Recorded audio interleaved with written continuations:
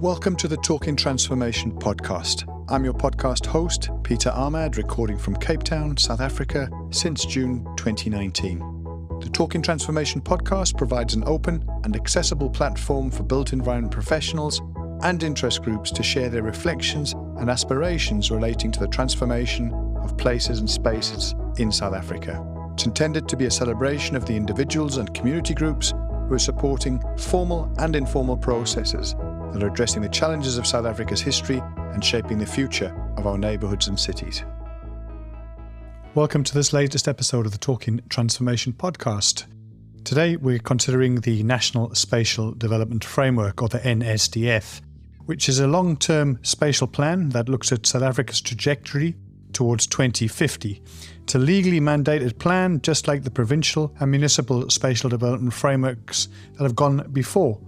It's very much a product and aligned to the thinking in the 2030 National Development Plan. And it was a real pleasure to sit with Zouna Meades and Rajesh Makan from the Department of Agriculture, Land Reform and Rural Development, who've been very much at the forefront of the department's efforts to get this plan across the line, to get the adoption by the National Executive and ultimately gazetted. It's taken quite a period of time to get this episode recorded, and it's over 6 months in the planning.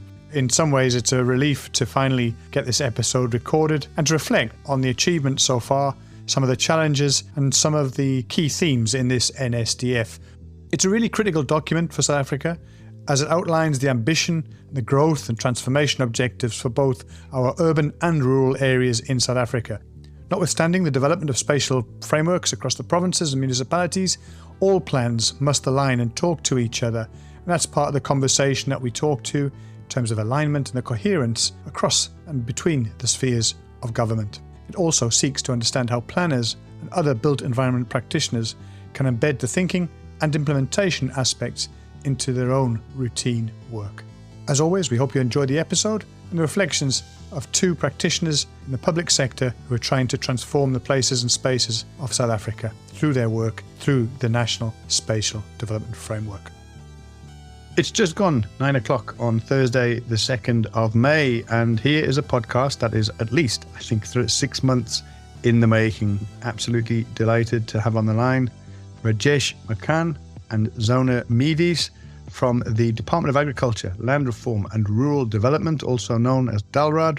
Welcome to both of you. Let's start with yourself, Zouna. Whereabouts do we find you this morning? How are you keeping? As you mentioned, my name is Zouna Meades. I am in Johannesburg this morning. We're having lovely weather the last couple of days, and I am with the Department of Agriculture, Land Reform and Rural Development within a directorate called Spatial Development Frameworks. Thanks to you. And Rajesh, welcome, sir. How are you keeping and where do we find you? Thank you, Peter, and thank you firstly for this opportunity, I think, to share some of the insights on some of the valuable work that we have done around the National Spatial Development Framework in particular. I am in Centurion in Gauteng, not too far from Zouna, but close to our offices here in Pretoria.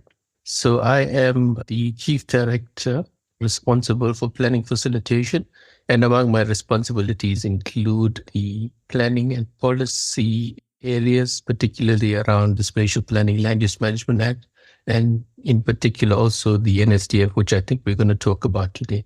To both of you, welcome and thank you so much for making the time. Let's start from the top. You've mentioned the department, DALRD, I say Department of Agriculture, Land Reform and Rural Development, a big scope there.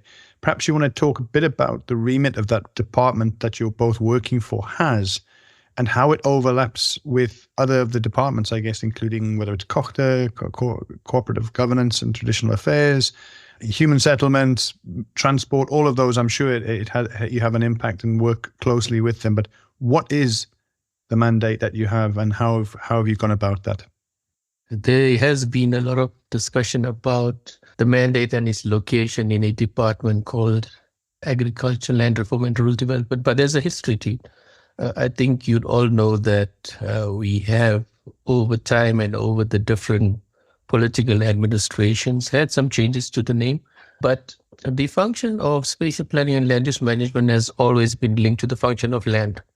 And if you understand land administration and you look at international examples, you'd find that you'd usually have three legs linked to land administration. So your deeds, your survey general, and then your spatial planning and your land management aspects in one singular department. And I think that's where historically we've evolved.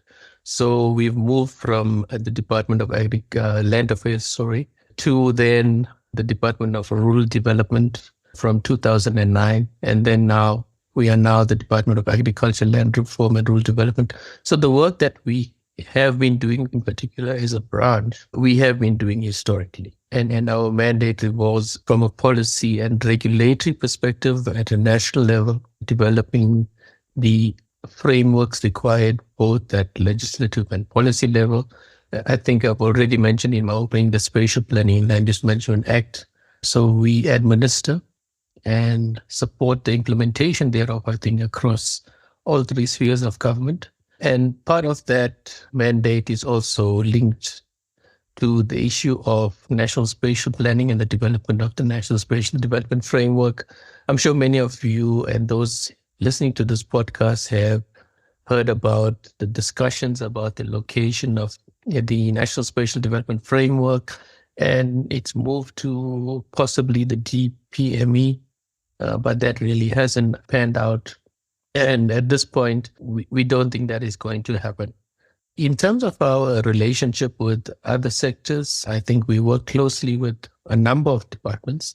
In fact, the National Spatial Development Framework was developed closely in conjunction with the DPME and also the Department of Corporate Governance. And I think why particularly those two departments, you know that the Department of Corporate Governance and as planners are responsible for local government and local government planning. And I think there needs to be synergies between what we do as a department and local government. I think the key is that implementation is always going to happen at a local level.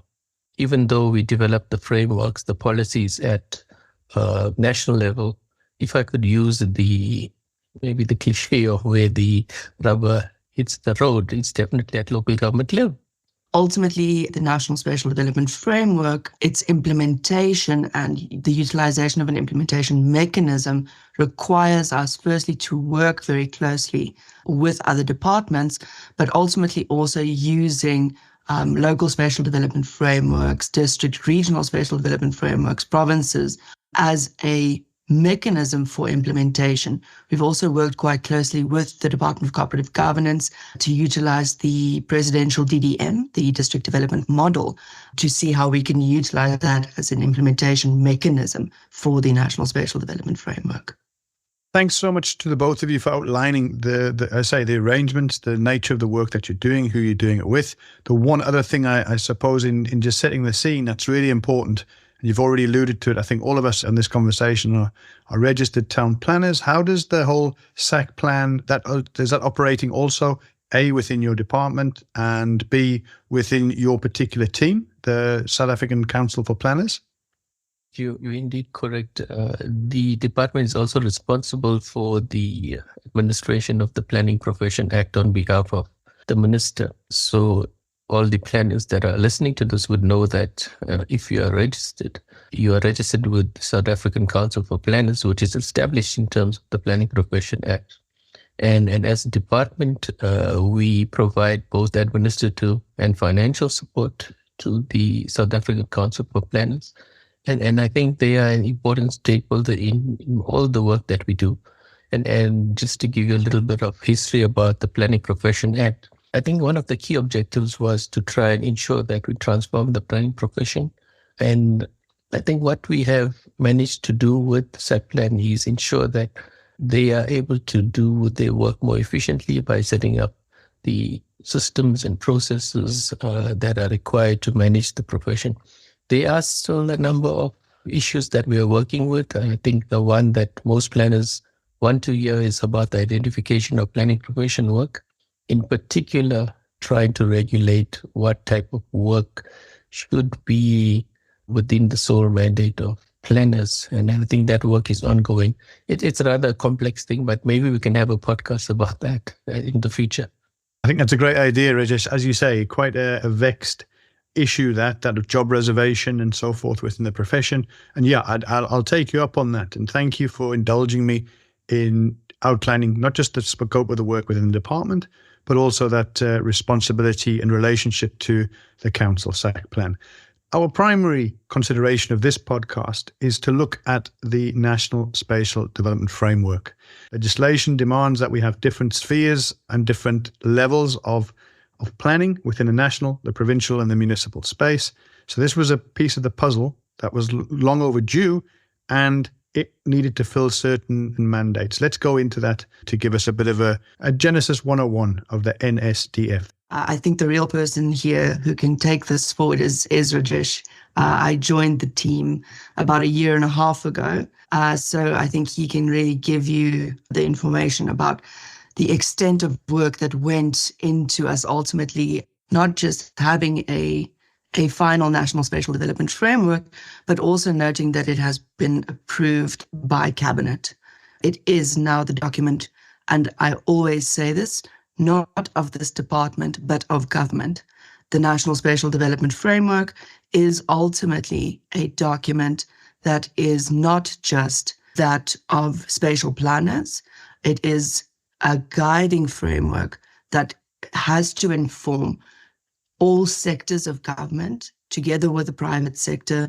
I think ultimately all of government, all of society is what we have been continuously saying. It is a strategic document that outlines very key objectives and key catalytic interventions that ultimately must guide us to get to the vision where we would want to go. Maybe just to emphasize the point that Zouna made about the NSDF not being a product of the department, but of government. And I think that's critical. And I hope that planners that are listening to that understand the context of the NSDF in saying that it is a all-of-government document. One of the key considerations, I think as a country, we have a history of unjust national spatial paradigms and logic. So one of the key considerations that informed the need for an instrument of this nature was basically to address our spatial legacy that we inherited from apartheid and the need to redress and resolve the challenges that we still have, I think. I think we've never had an instrument developed at national level. For those of you that may know or may not know, the first NSDF that was developed by the RDP office in 1995. So it was as far back as that. But the challenge was that I think at that stage, spatial information and geospatial was not as developed as it is now. And it really didn't have a spatial element. There was obviously a little bit of history around the RDP office, and it was closed in 96. So unfortunately, some of that work was not taken forward. But if you look at the planning history in our country, I think post the RDP, there was more of a focus on trying to get local government up and running. So you note that a lot of the policy and legislation, the Municipal Structures Act, the municipal system was being developed during that stage. We also then had a development planning commission who did the green paper and the white paper on spatial planning and land use management. And in the white paper, there is a mention about having a framework of this nature, not in the exact words and how it has panned out today, but there was thinking about having an instrument of that nature. And then interspersed between the different, post 94 to when the NSDF was finalized, we've had many efforts around trying to put instruments, spatial instruments in place. One of them was the National Spatial Development Perspective. There were various versions of them, and for various reasons, I think it really didn't take off. But the first major step maybe towards the realization of an NSDF was in the NDP, in Chapter 8, where there's a mention for the need for and I think they call it a National Spatial Framework in the NDP. That's where the seeds were really sown for us to really think about it as a country. And that was then followed by the Spatial Planning and Land Use Management Act, which was being enacted in 2013, but only implemented in June 2015.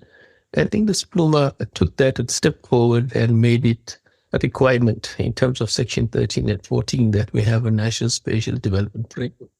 And I think that is what triggered the work that we started off as a department and as a country. The point that Zouna made is that we did not develop this document as a department alone.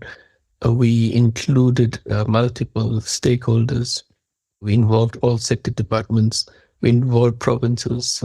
So it is a document that has been highly, I would say, consulted across all three spheres of government. But we started off in about 2015, 16, where we commissioned a study on what the NSDF should be. So if you could call it a sort of a research report, trying to look at what existed internationally and how they have dealt with the framework of this nature or an instrument of this nature in other countries. We took that body of work forward in 2017 and 18, where we commissioned studies on 7 thematic areas that relate to the space economy and all of the other factors like your spatial demography, migration, human settlements, unemployment, labor, education, skills development, basic services, infrastructure, natural resources and environment. We then consulted on those, and I think a lot of that work then filtered into the first draft that was developed in January 2018 as a basis for consultation. Post that period, there has been a lot of engagement around the various drafts. Some good, some not good. I think you'll understand that in a document of this nature, you're always going to have stakeholders that are not happy with the way you frame certain concepts and raise certain issues in a document of that nature. And we then came up with a second draft in around July 2018. That was also, again, further consulted. And I think what was one of the success factors in trying to pull together work of government was the establishment of a national technical working group. So we had representatives from all departments that were nominated by the Director General to sit on a, if we could call it a steering committee of sorts, where we would have and bring these different versions of the NSDF to them. They would then take it back, discuss it within their sectors, and come back with valuable input and suggestions for revisions, and also ensuring that they kept us abreast of what was happening in the sector in terms of their own planning, so that they could be incorporated into a multi-sectoral document of this nature that provides guidance at national level. That was one of the success factors. And eventually we also brought in provinces, because provinces play a very critical role, particularly in provincial planning and the work they do on space around their own provincial spatial development frameworks. If you look at the previous versions, you'll see that a lot of changes were made because of those inputs. Like some of the national spatial action areas, we actually changed the spatial footprint because certain provinces wanted us to either bring in other areas that were not initially thought about. And again, I think it's about understanding, they have a better understanding of what is happening at a provincial level. It's good that we had that sort of engagement. And just to use an example, the Coastal National Spatial Action Area initially was only from Richards Bay to about Port Elizabeth. And then Western Cape said to us, no, but we have the whole Southern Cape, and then right up to Cape Town. There's a particular corridor that is emerging for various reasons. There's pockets of tourism, there's economic value in certain spaces. So why don't we just make it from Richards Bay up to Cape Town? So that's just an example of the inputs that we have got from provinces. Similarly, KZN had issue with the National Spatial Action Area that covers the eThekwini area. Initially, it was just almost stopped before Pietermaritzburg. They then motivated to us that that particular corridor between eThekwini and now what they call Pietermaritzburg and right up to Mooi River is now a space that is developing, particularly around transit. And then we need to consider that going forward. Those are the type of discussions that really happened. And then there were obviously stakeholders that were not happy, the mining sector in particular. But I'm not going to go into the details of that. But we had to change some of the things we were saying about mining in the document, because the mining sector was not happy. And you don't want to fall on the wrong side of the mining sector, because they play an important role in the economy and space economy of the country. Those were some of the important discussions that happened. We also then had an NSDF in Daba in April 2019, where we had a broad discussion. We brought all stakeholders together just here in Gallagher Estate. And I think that created a little bit of hype around the NSDF. We then published the final draft version in January 2020.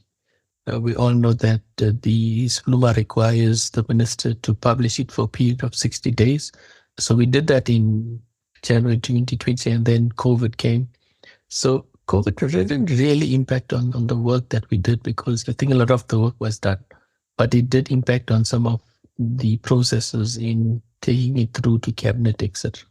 During the public comment process, we received over 180 odd comments. So there was quite an interest. Some of them being quite simple to saying they support it. And then there were those very complex ones. And I think those complex ones we had to unpack, and we had to do bilaterals, particularly with some of the sectors who were not happy with some of the content, even at that point, even though they were involved on an ongoing basis. But we bit the bullet and we ensured that we had those bilaterals, and we then finalized a draft in June 2021. And then we went through all the cabinet processes, going through all the clusters. And I think you'd understand that for cabinet to adopt a particular document, there is a process you need to follow through the cabinet cluster system, which then got us to the presentation to a full cabinet chaired by the president on the 23rd of March 2022. And in a milestone, I think, for this country, it was then adopted at that particular meeting. I keep saying it to everyone, but the president was very clear about government in general having a lot of documents, and we develop very good documents, but we never get to the point of implementing them to a point where there's impact on the ground. What he said to us is that it's still early in the morning, but the proof of the pudding is in the eating. So basically he's saying we need to definitely implement this document. And I think that's a challenge we now have, and we now working on, I think, as a department. And then the minister published the Gazette in terms of the requirements of the Act on the 1st of February.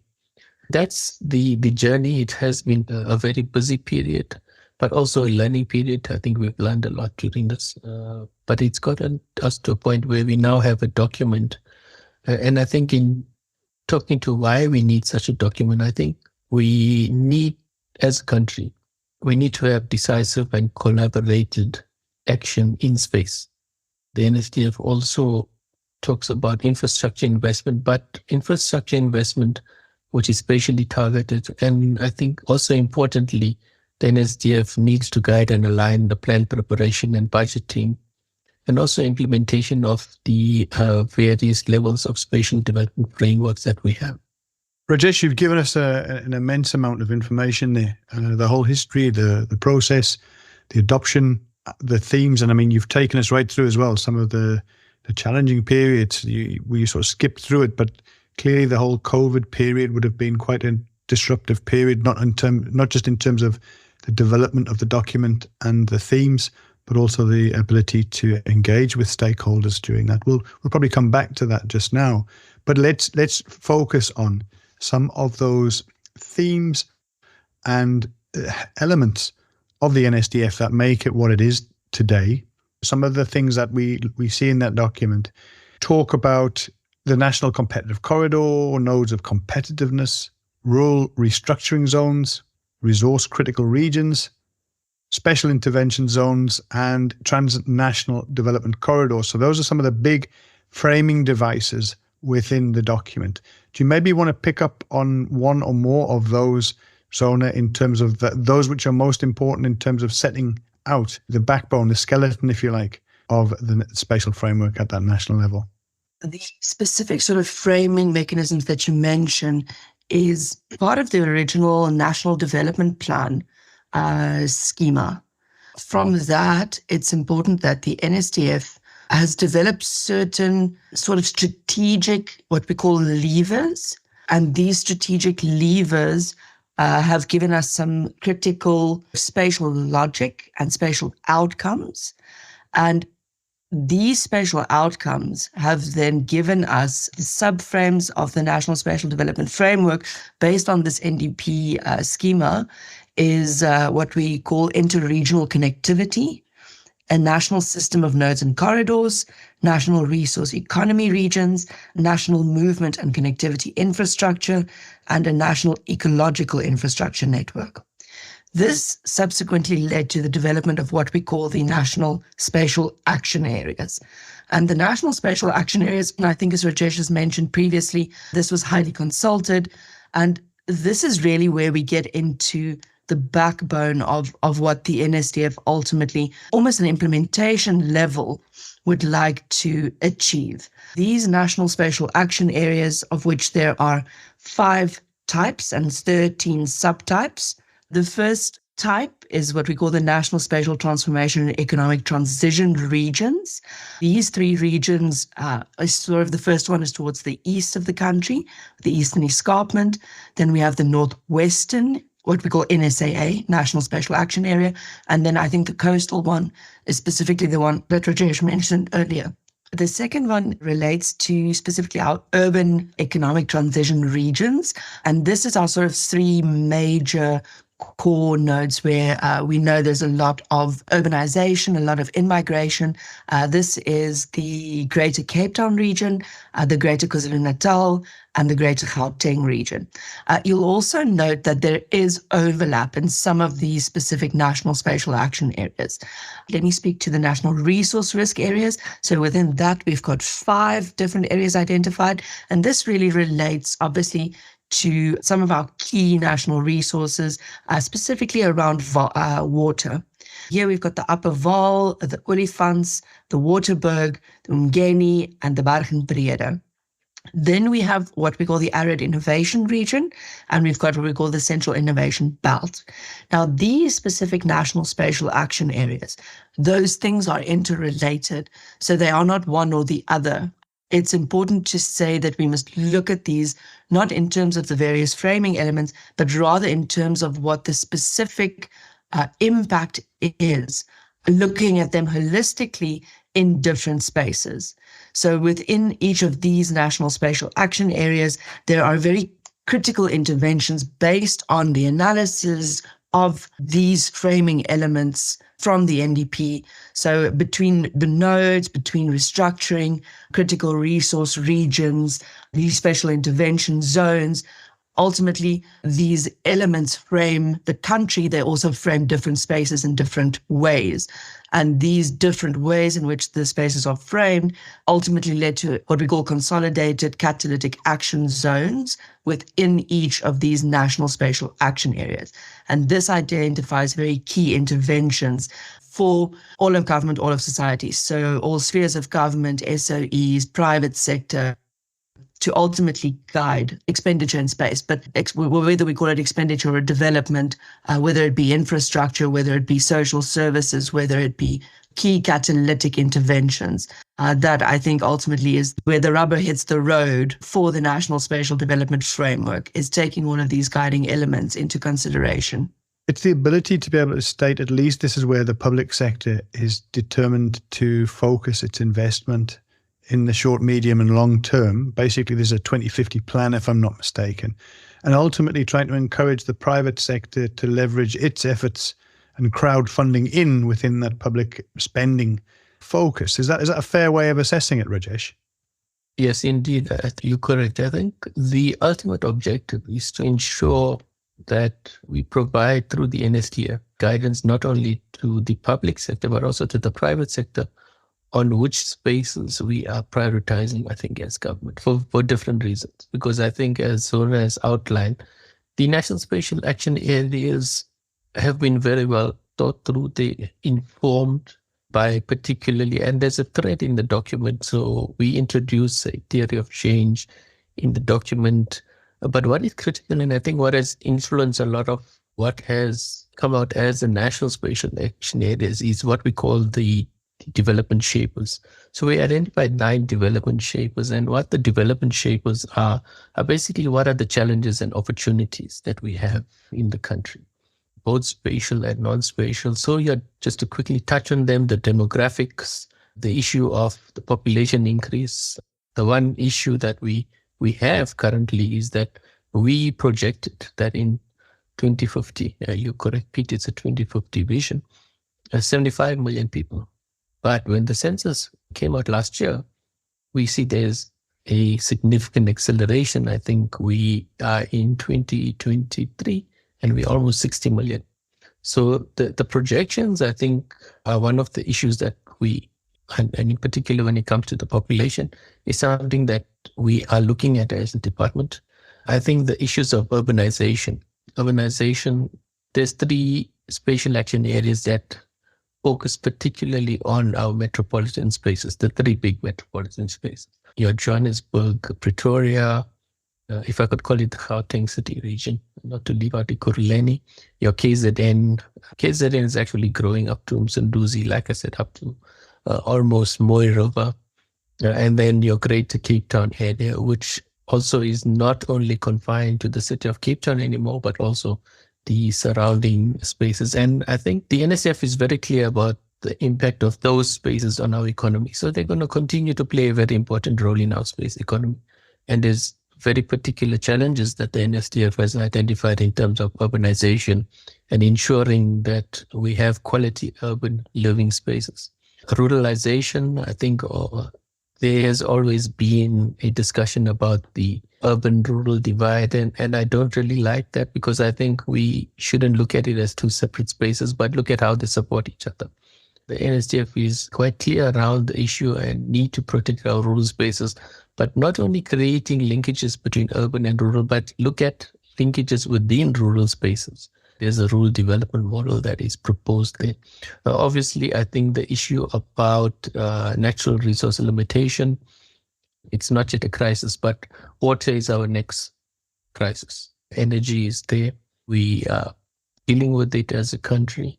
Whether it's effective or not, that's debatable. But our next load shedding is national water. And we've identified those 4 catchment areas as critical. And there's very particular proposals around how we protect those water catchment areas. Because as a country, we rely a lot on water movement. So 80% of the water that you get from your taps are through water transfers. And if we don't protect those water catchment areas from development, we are going to face a critical challenge around ensuring that we have water supply. I think although water security is not a South African problem, it's a global problem. But it's something we need to sit up and take note of. Obviously, climate change is a huge problem. A lot of work has gone into the thinking. And that thinking, there's a thread that goes through from the theory of change down to the vision, to the levers, down to the national spatial frame and the national spatial action areas. So, for example, climate change. The document is clear that our western parts of our country are going to become drier. The eastern part are going to become wetter, but not only wetter, but also extreme weather conditions. And you'll see what is happening in KZN. It's already here. It's knocking on our door. So how do we look at regional adaptation and mitigation strategies to counter climate change? Climate change also has an impact on food security. You would know that. Our food basket is basically in the Mpumalanga, Limpopo area, but the weather is going to change there as well. It's going to become hotter. So how do we then ensure that we deal with that? Land reform, I think, is one of the critical issues that we probably have not dealt with adequately as a country. But we should also start thinking beyond just thinking about land reform in rural spaces. What about urban land reform?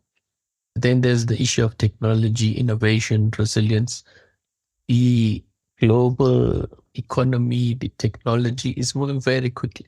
And I think these new innovations are something that brings a different dimension to the discussions and the discourse that we need to have around spatial planning. AI I don't know what the impact on planning is going to be, but I know there's countries that are thinking about using AI to plan. I think that's a discussion for another day. And then there's obviously, we must understand that we don't really exist in isolation. We exist in a regional, but also global economy. And then what is the role that South Africa can play going forward? Think about the roles that our ports play. I mean, if we don't do it, someone is doing it up there in Africa, and the ships are going to stop there rather than stopping here in South Africa. Those are some of the things that have informed a lot of the proposals and the spaces that we have identified and called national spatial action areas. The last shaper was obviously our institutional weakness and the challenges that we have across government, across all three spheres with relation to capacity. I just wanted to add to what Zouna said about the national spatial action areas, in that there's a lot of thinking that has gone into those particular spaces and the footprints of those spaces. And that each of them has a particular role, and within each of those spaces, there's obviously its own challenges, but also opportunities that we need to leverage on. And those are the spaces we need provinces and municipalities to now start considering on how they take what is in the National Spatial Development Framework and filter it down into their provincial and also your municipal spatial development frameworks. I know a lot of provinces are now in the process of reviewing the provincial spatial development frameworks, and I think that's a good step forward.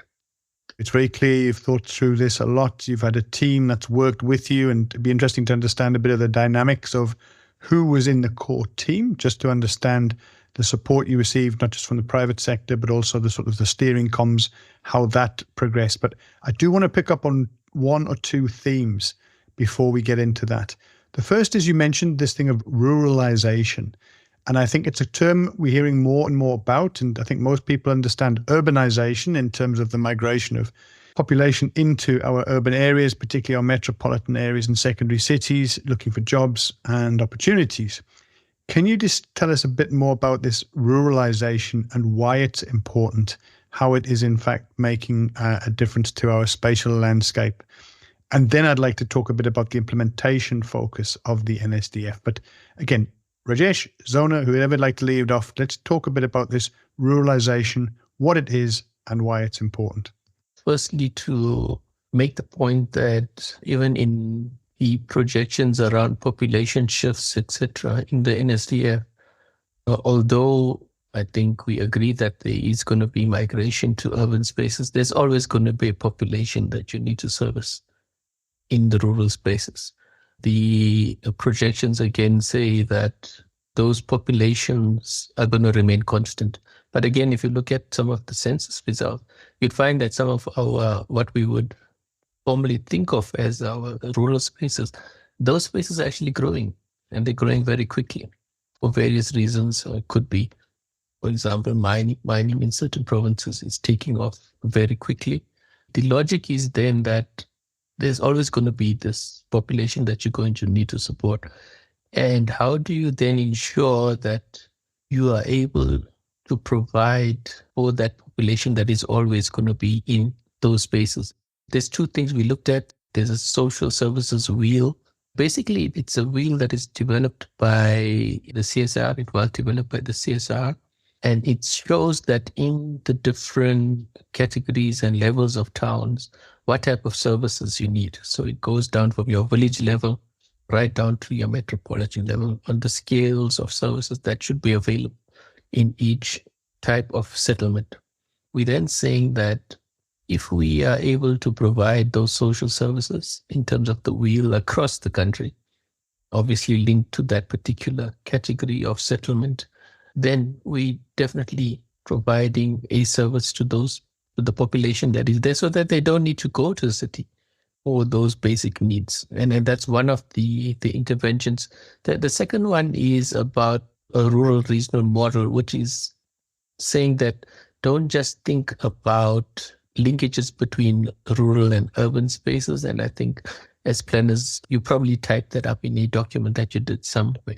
Create better linkages with rural areas without saying what it is. Or what the NSDF is saying, let's try and create linkages within that particular space. And again, it's about the categorization of the type of settlements. So you create linkages between the smaller spaces with your bigger spaces and try and create an economy that works there, because there's always some form of economic activity in those spaces. That's what we're saying. Let's not look at rural, urban only, but look at rural, and creating specific economies within those spaces. It's easier said than done, but I think the need is definitely there. And I think we must also think about, I don't know if it's a South African thing only, but many people have, I would say, two houses. They have one in the urban space, but when they close up and shut down for the year, they go to a rural area where they have a second house dwelling. And if you look at the way those spaces are developing, they're developing very quickly. So there's a different planning challenge that is happening in that space. Particularly if you drive down the N2 between Durban and Port Shepstone, going up that way to Margate, you'd see that the type of mansions that are being developed in those spaces, the type of investment that is going into I was there just a couple of months ago, and we were surprised to see almost a triple-story house that was being built in we would call it traditionally rural area. Indeed, I think people are definitely investing in those spaces. We need to start thinking about our rural spaces different. Thanks for taking us into that space of the rural, not just economy, but the changes that are happening in that rural landscape. Let's come to some of the implementation focus. Now, Rajesh, you've given us a very long sort of list of, let's call it the problem statement, the different ways that you've tried to spatially categorize and designate areas across the country that will shape the space, shape the thinking, and ultimately the investment that I think both yourself and Zouna have alluded to.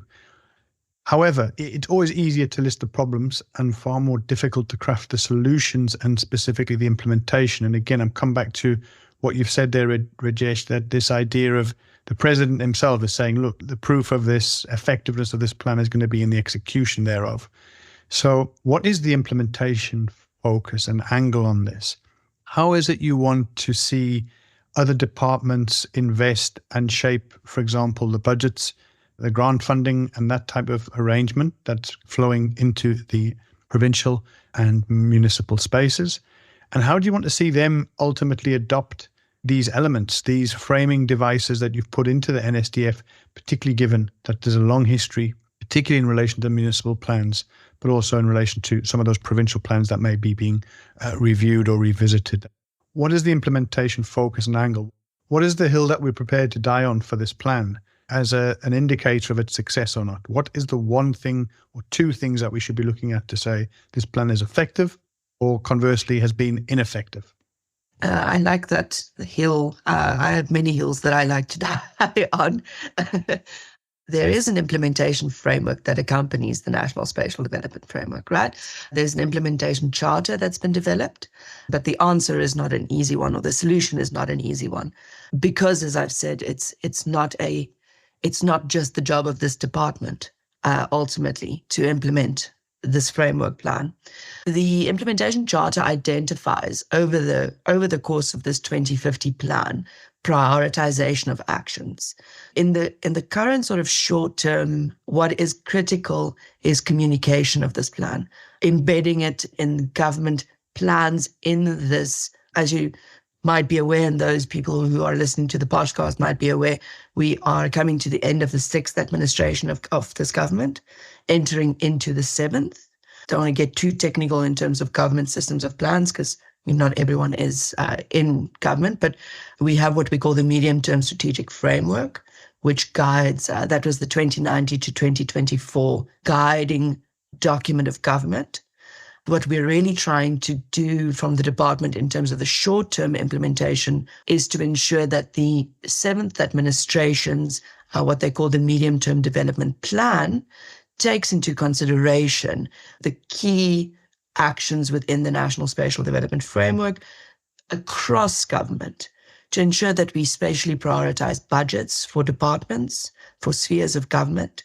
You spoke about the prioritization of budget. I think one of the key actions that we're still trying to get right as government is what is termed a spatial fund, where we ensure that we, I think as we're all aware, resources are limited and getting more limited, and we have to really ensure that we spatially target our investment so that we develop in the correct area to ensure the trajectory of what we would want to achieve, to ensure that we ultimately achieve fair and just space, not just in urban, but also in rural spaces. If you want to ask what hill we're willing to die on, I think that's that, to ensure that we embed through government systems and plans. We've spoken about this sort of, we don't want to call it tiers of government spheres, the leveraging of local government spatial development frameworks, ultimately ensuring that where the rubber hits the road, we see expression of the National Spatial Development Framework. There's some work that we're quite excited about, or that I'm quite excited about. Those who know me know I'm all about sort of futuristic technology and, utilization of that. I don't know if it's the undergrad architect in me, but, the sort of use of three-dimensional models. So there's a lot of sort of chatter about, and it's also something that can be pulled from the National Development Plan around development of a spatial data observatory. So ultimately, how do we ensure that where we implement, we monitor and we see the impact of that? So that's sort of some of the work and some of the thinking that the department is thinking around monitoring the implementation of the NSDF and the progress thereof. I mean, we can link it to a lot of sort of international, the spatialization of the Spatial Development Goals, Africa 2050 agenda. And, how do we link in not just a South African context, but also in a global world, subnational frame, looking into, I think Rajesh mentioned earlier, how do we ensure the port comes to South Africa and not somewhere else in the continent? Or if it is somewhere or elsewhere in the continent, how do we leverage that? So, this utilization of a spatial data observatory to ultimately monitor our implementation, I think, two hills to die on. Again, that importance of data, Rajesh's point made earlier that, as the decades have gone since 1994, the improvement in data, spatial data, the ability to do big data analyses and so forth, really puts us in a driving seat to be able to at least monitor, I think, more effectively, assuming that the data is available and made available. So, I think that's a really interesting summary of a couple of pointers there, Zouna. Thanks for reflecting on that. From my side, an observation, the housing white paper that was circulated by the Minister of Human Settlements a month or two ago, an 80-page document that spells out a future vision around housing and land and infrastructure, around targeting a refreshed agenda for human settlements. And on the one hand, very welcome to see that there's a rethink around the human settlement agenda. And obviously we know as planners that has a huge impact on spatial dimensions of our cities, our towns, our rural settlements, as you've alluded to, Rajesh. However, in 80 pages of dense reframing of that debate, of the rethinking of human settlements, not one mention from one of the biggest departments that will shape the form of our cities and spaces, not one mention of the National Spatial Development Framework, which to me was a real shame. And at the first hurdle, if you like, of a department really trying to set course, of not looking at what those action areas are, of not taking into consideration what the urban versus rural agenda as set by the spatial framework was. So that was an observation from my side. It's not a criticism, it's an observation. Is this something that you have been either aware of? Is it something that you're able to tackle? Was it an oversight, do you think? Or is this, as I suspect, one of the challenges when you put down a plan? It's seen as being DALRD's plan. It's seen as being a departmental specific plan, and that actually the business of other departments continues. And I say that as somebody who's worked in government for 27 years, mostly in the metropolitan space, and has been constantly frustrated by this. So it's an observation that is not unique to the NSDF. It's familiar to many spatial planners working on plans and levels of plans around the country. But it is a frustration that as soon as the ink is dry, business as usual continues. These are the difficult discussions we need to have as government. As you indicate, once something is done, it's like probably put aside. But I think that's the hill that we are on currently. We're probably at the bottom of the hill, where we need to work on, I think as a department, but also as a government, on ensuring that, particularly when it comes to the NSDF, it's about the institutionalization. And I think Zouna touched on it in input on the work that we are doing around the implementation. We at a point where we are working hard to try and get this document institutionalized in government. I don't know who the drafters of the white paper were, but we have had intensive engagements. The Human Settlements Department has been or have been part of the TTPod working group. So whether it's an oversight or whether it's intentional, I don't want to get into that discussion. But our duty now is to ensure that as they finalize the white paper, we ensure that they consider the NSDF as one of the instruments, because it's there. It's now an approved instrument of government, and it's something that needs to be considered, I think. And I must agree with you that the human settlement sector plays a critical role in the way our space is developing, whether in a good or a bad way. It's something that we want to take forward. I think Zouna touched on some of the work that we are busy with, particularly in trying to influence the next medium-term development plan of government to ensure that the NSDF is better embedded in a document of that nature. And we're hoping that as we continue moving up this hill, we're going to have the, I don't know if you wanted to call it the car, roll back on us, maybe roll over us at some point, but we've got to get up and push it back to where we need to go. And I think those are the areas that Zouna focused on. And it's going to be a journey. Remember, it's a 2050 vision.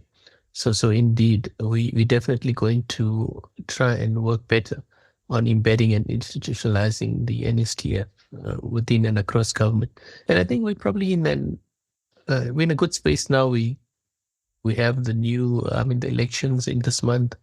We're 30 years into our democracy. With the incoming administration, there's going to be space for us to talk more about the NSDF. So indeed, we're going to try and do that to make sure that the new administration is aware of it, that it's there, and we need to push this vehicle forward.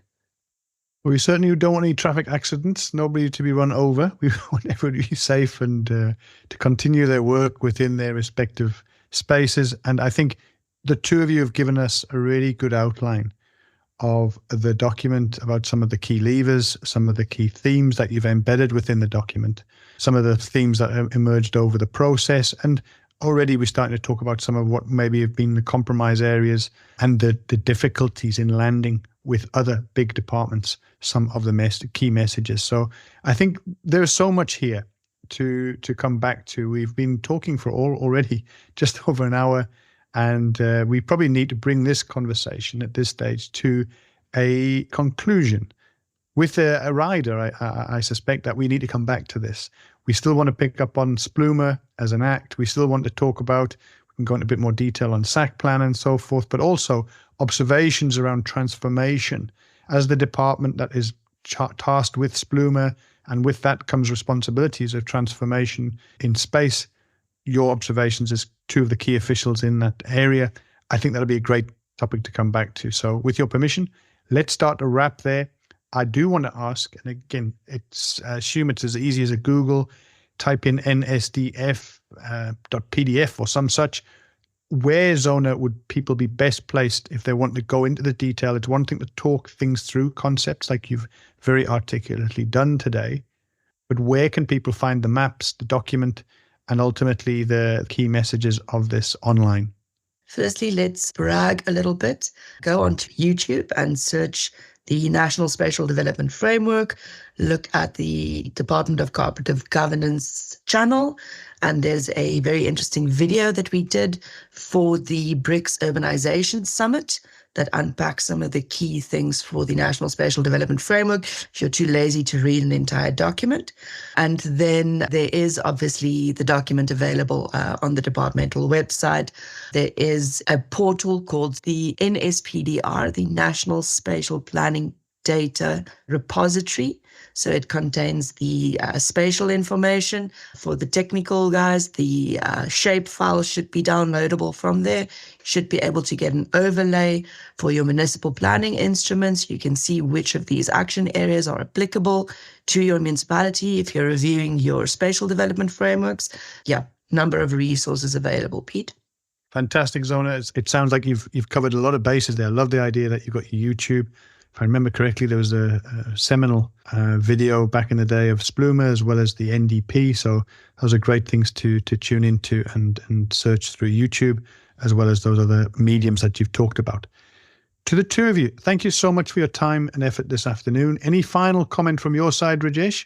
Thank you, Pete, for this opportunity. I think for sharing some of the knowledge that we have gained, I think through this process with all the planners out there.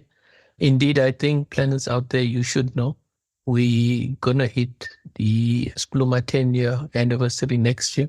So there's a lot of work that we're doing around trying to understand how implementation has gone and what are some of the challenges. So indeed, I think maybe at some point we can have a discussion around SPLUMA. I think you'd need a podcast on its own around that. And definitely the planning profession. We are indeed open to that. But maybe 2 points, I think as I close up, and maybe the first one, I think we need to understand that spatial planning is an ongoing evolving process, and the outcomes of these processes are definitely not realized overnight. So you're not going to have an NSDF today and tomorrow you're going to see the change. It's going to take some time. The way governance work, we need to consider that as we institutionalize and as sectors start using the NSDF, it's going to take some time before you realize the impact and particularly and see outcomes on the ground. That's one point that I wanted to make. And I think that everyone needs to always keep that in the back of your mind. I think if you're a planner, you'll understand that even any planning intervention you make is not going to be realized overnight. The second one is something that worries me personally, and I think we're sitting on a bit of a time bomb, is around the local government and the challenges that we have in local government. As a country, we really need to sit up and think about this, because a lot of what we do at national level is and has to be implemented by local government. And I think what we really seeing in terms of the challenges at local government level, we're trying to address them, but it's something that we need to start thinking about as a sector. Yeah, but I think let me pause there before I say too much. You've certainly given us a wealth of information this morning, Rajesh. Thank you so much for your time and for your insights. And Zouna, from your side? Thank you for a great conversation. I think, as you mentioned, there's so much more that we can have a discussion about. Almost every single question can be unpacked into an hour-long discussion. So yeah, I wrapped up there with our resources available. Thank you for making this conversation available. I think as part of the work that we're trying to do for the National Spatial Development Framework, it's critical to get that message out there as broadly as possible, utilizing as many resources as possible, podcasts being one of them. So thank you very much. Absolute pleasure from my side. A real privilege to host both of you today. Thank you so much for giving up your family time. Enjoy the rest of your leave, and let's meet up again before too long to discuss some of these other elements that have come out of this conversation. All the best to you and the team.